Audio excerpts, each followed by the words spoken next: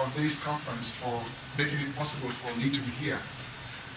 This work is a joint effort between myself and a colleague of mine who is at the Faraday College, University of Sierra Leone, who is not here today, but I'm presenting this joint work, representing him.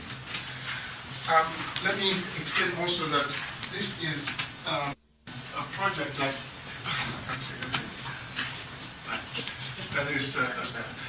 that is coming from a bigger project which we call Lexical Revolution, the language of conflict and violence in Sierra Leone. And this is a British Council and DFID project. DFID is the Department for International Development. That's the organization that is funding this project. And what we started with is what we call washing as killing, language and the culture of violence in Sierra Leone. It's a very long-winded title. Verbalizing the conflict and post-conflict situation with jokes, plays, songs, etc. as a means of exercising control over experiences of extreme disorder and the disintegration of law and order. Now, what I'm going to be talking about this afternoon is just a part of that. So it's a larger thing more than that. But let me say also that the purpose of the LINK program, this is a LINK program between the University of London School of Oriental and African Studies and the University of Sierra Leone, Faraday College. And what we want to do is to explore how language can be used to articulate and challenge the conditions of poverty, conflict, and post-conflict situations found in contemporary Sierra Leone. We want to see how to utilize language as a vehicle of communication in such a way that it addresses and supports the objectives of the National Council for Demobilization, Disarmament, and Resettlement, NCDDR, and the National Council for Reconstruction, Resettlement, and Rehabilitation, NCRRR. We're already working in Sierra Leone. We want to, among other things, also establish a course at Faraday College linking the acceptability of the language and experience of poverty as an essential prelude to the language and acceptability of violence. We have an MA program and a diploma program going on and a number of other things, but I won't go into that because of time. Now, what we started doing is to make a conscious effort to conduct an investigation into the Sierra Leone Civil War and its attendant violence on the lexical continuum of freight and crew. A detailed and insightful analysis of the Civil War is outlining the role, as Professor Constantino mentioned, the role of the forest, the youth, and the resources is already provided in the book that he quoted from, and he referred to a couple of times, Fighting for the Rainforest, War, Youth, and Resources in Sierra Leone by Professor Paul Richards. Now, this paper operates on the fundamental assumption that all human experience, all human activities, and all human efforts can be articulated linguistically. It is with this conviction that we report to language to examine the impact of the years of civil war on the Creole lexicon, so as to be able to examine, to determine and evaluate not just the linguistic damage, but also the nature of the attendant human assault and the level and implications of the language so inflicted. Language is particularly sensitive to all forms of upheaval within human experience and very impressionistic to sociocultural and other dynamic signals in human communities.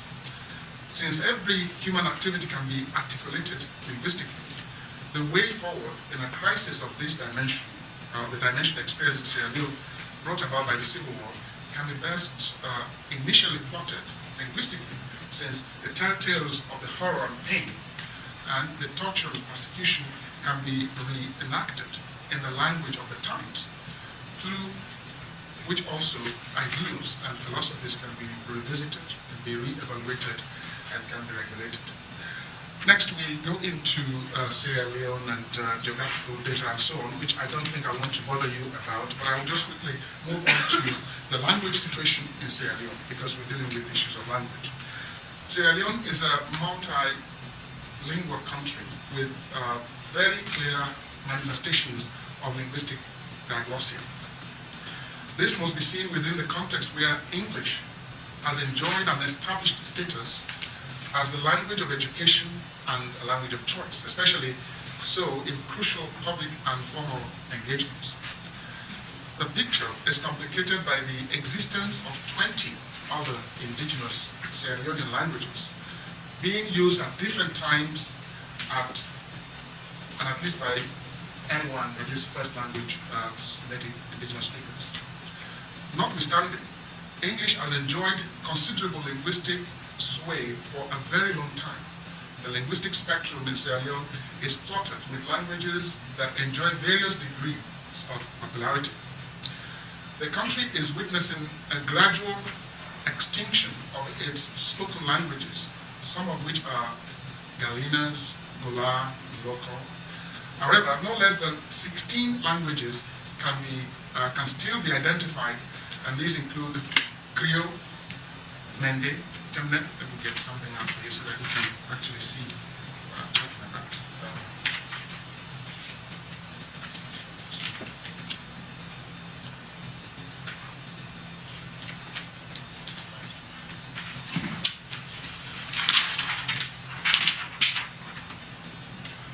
So we have this languages. We have no less than 16 languages that can still be identified, and these include Creole, Mende, Tamne, Limba, Kono, Susu, Shabro, Fula, Yalunka, Krim, Vai, Kisi, Kru, Madinga. All these languages, with the exception of Creole, belong to the same family, that is the Niger-Cordofanian family of African languages. The family is divided into two groups, the Niger-Congo branch and the Niger-Cordofanian, and then we can go on to say that the Niger-Cordofanian branch subdivides into two other groups, one of which is the Mende group, to which Kono, Susu, Yalunka, Vai, and Mende belong. The remaining ones, Temna, Shabro, Krim, Kese, Gola, and Limba, belong to the West Atlantic subfamily. Fula alone belongs to the northern branch, and Creole belongs to a class of its own, but manifests significant features consistent with the other Sierra Leonean languages. Right.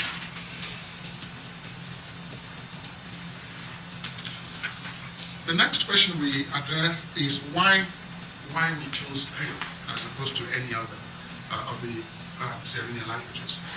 Current statistics indicate that Temne is spoken by 30% of the population of Sierra Leone, and mainly in the northern part of the country where the ethnic group reside. Mende is also spoken by 30% of the population and predominates in the southern and eastern segments of the country where the largest percentage of this ethnic group lives. Although these two ethnic groups form 60% of the population, and by virtue of their numbers must attract greater attention, coverage, and interest, it is Creole, with only 10% of the population, or as L1 speakers, that is the dominant language and the lingua franca of Sierra Leone. Creole enjoys this peculiar status of being the only local language with an exploding lexicon that is understood by about 95% of the population, with its lexicon containing about 50% of lexical items from other surrounding languages.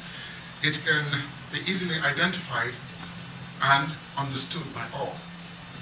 Creole is an English-based Creole language that developed out of the contact between the speech forms of the Black Poor, the Nova Scotians, the Maroons, the Refractives, mostly the Yoruba from Nigeria, and I have a kind of self-interest there. I teach Yoruba language and culture, and I have been fascinated by the link between Sierra Leone as a very important country in that region at a time when Nigerians and Ghanaians and other people from West Africa actually go to Sierra Leone to have their education. That's like going to England to study at the time. So I was really interested in tracing that as well. And the Sierra Leonean inhabitants of Freetown, the Freetown Peninsula, at the time of the resettlement in Freetown. A careful look at the Creole lexicon will reveal significant borrowings from English and Yoruba, then Hausa, Wolof, Portuguese, Jamaican Creole, Arabic, Fanti, French, Fula, Mendi, Dene, etc. Now we go on to a variety of Creole, and here I will not, because of time, I can't go into all the details, but just suffice it to say that we identify that there are varieties of Creoles. There is what is referred to as village Creole, and if you want to talk to me about that and with examples, we will go into that later. We have what we call Freetown Creole. We identify what is referred to as Frobe Creole or Aku Creole. We also identify what is called provincial Creole and what is known as educated Creole. There is what is known as Sopit Creole. Now, with slight variations of different kinds of pronunciation, people who are Sierra Leoneans here know what I'm talking about, but we don't have time to go into all that. Now, the next thing is to go into methodology. What we did, how we collected our data, and how we come to what we're doing. Linguistic change is a fascinating phenomenon that must be acknowledged by a significant portion of the L1 community, that is those who speak that language as an indigenous language, for it to be worthy of any consideration. Although it was clear to the entire Freetown community that a significant change was taking place in the use of Creole, it was necessary to determine this fact by scientifically, by a scientific method. That is, you actually collect data. Don't assume that this is happening. And so, to ensure that such changes were distinctly noticed by all, and that the semantic value was consistent in the majority of instances and generally acknowledged to have the agreed value. With this in mind, a scientific study was embarked upon to examine and evaluate the perception of a cross-section of the community so as to establish certain details crucial to the central objectives. It was hoped that an exercise of this nature will ensure the identification of most commonly used lexical items within the period under review, the determination of their generalized meaning during this period, a categorization of the lexical items so identified, and a determination of the genesis of the identified lexical item and a pattern of change that they've undergone. The research was done through the use of questionnaires designed to investigate into the language and the culture of violence in Sierra Leone. The main purpose of the research was to examine the impact of the Civil War and its attendant violence on the Creole lexicon. It was noted that even though new words were not created in every instance involving the articulation of violence and other forms of brutality, transgression and human violation and so on, existing lexical items were manipulated to express such notions linguistically. The questionnaire requested the respondents to examine the Creole lexicon very carefully and determine those instances when, for example, words that they knew to have a particular meaning were used to mean something else during the Civil War. 2, new words were introduced into the language to express notions of violence, horror, terror, with the intention to induce fear or to intimidate. 3, words that they knew very well or even did not know at all, but were used to verbalize the notions or ideals and intentions of the rebels and their allies. The questionnaires further required them to determine the original meaning of each word and illustrate its normal use in a sentence. And finally, to determine its new meaning, its context of usage, and its new use in a sentence. The questionnaire were distributed to different categories of people, both within and without the university. Linguists and non-linguists alike were identified to ensure a balanced treatment of subjects. And then what follows are the outcome of the research. Now, about the data now. A list of data from which the analysis below derived is provided in the appendix. Well, let's assume that I'm submitting this paper for publication, so we'll have an appendix which contains the list of the items, but I'm going to show you some of them here. It is possible for us to analyze, it is not possible for us to analyze every single data we have collected in a paper of this length. We're restricted to 20 pages. That's why I'm saying it's not possible to have all of them analyzed there. However, we hope to publish a separate booklet, a collection of the list together with an explanation of each of the items. Work is at an advanced stage on this plan. The following is an example of some of the data collected. Now, what I'm going to do next is just to, first of all, show you the list. I think we've got a list of about 116 items. I'm just going to show you that, run through them, and then show you an analysis of a few of them, and then conclude.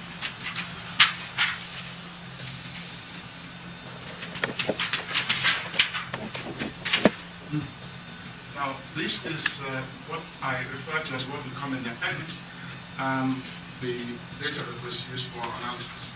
The word there, was, which means literally to wash, as you use water to wash something, that's what it means in Creole, has come to mean to kill. So when you hear wasa, it means kill him or her, and refer to him or her. Overlook derives from English word to overlook, or something to overlook somewhere. But it then took on a new meaning, which is to look down on someone. And as we've had in previous presentations, there are quite a number of children involved in this. So looking down on them means that you treat them with contempt, and you disobey the command of the Indian authority and instruct you to do something because they're young, and that may mean a problem. Let me quickly run through that and then take a few more to explain. I'm doing it one by one, we won't leave there today. You have Ajua Abu Black, that's interesting, I'll talk about that later. Congo, Jaja, Ramadan, Eye Drop, again, another very interesting one. Tabe, Flood, Safe, One Love, Mission, Rock Oil, two different meanings there. Try Me, Raise, Advance, Approach, Deploy, Retreat, Logistics. You should not say military terminologies coming in a number of ways. Drag, Revolt, Stabo, Rally, Loot, Grana, Disarm, Ambush, Reiki, Open Firing, Launch, Colonco, Pull Out, Escort, Comb, Base, Flush, Dash, Long Sleeve, Short Sleeve, Park, Kill, Operation No Living Thing, Operation Pay Yourself, Colombia, Wear Black, Management.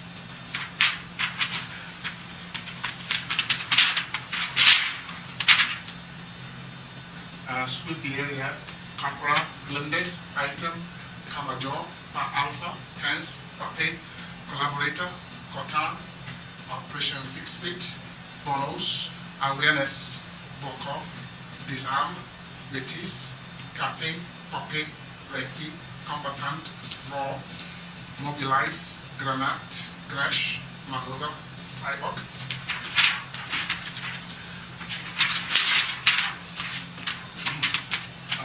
Go Shaking, Sobel, Mondo, Bomb, Oga, Blast, With You, Without Camp, Perform, Nak di Domot, yes, Domot, Denot di Grom, Secure the Area, Indinot, Enam, Engam, Range, Wala, Nak Jabon, Base, Logistics, Pull Out, Sobel, Combat, Tama, Blast, Bomb, Dash, and the last one.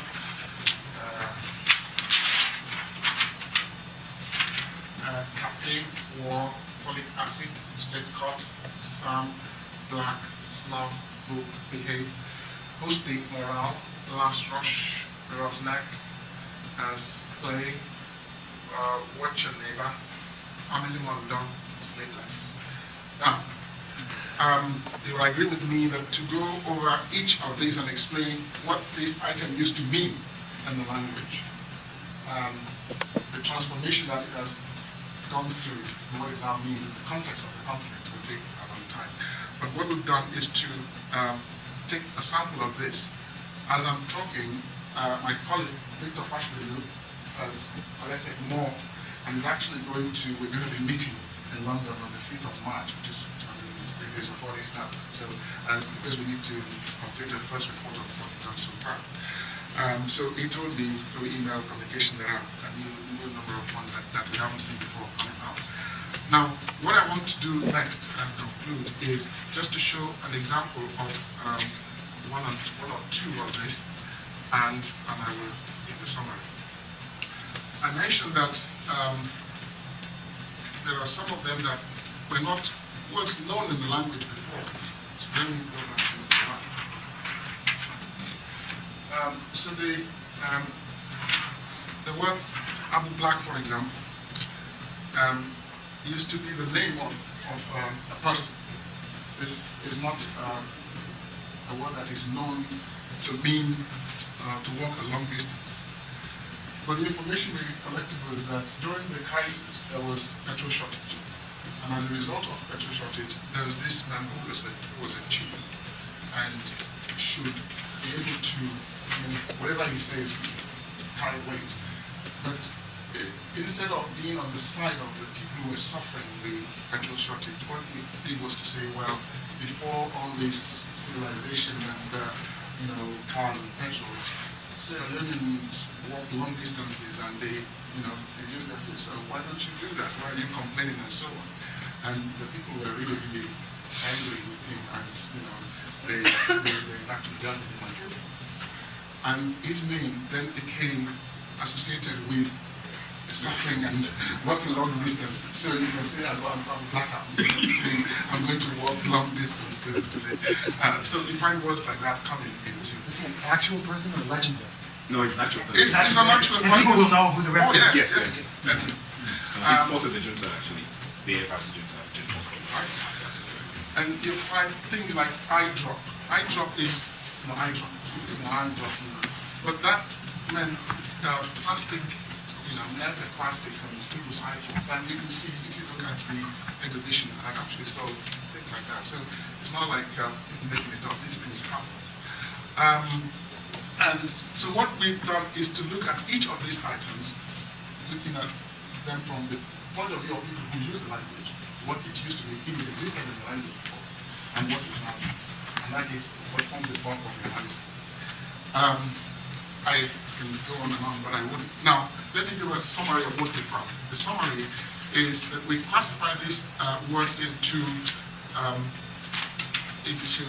categories as we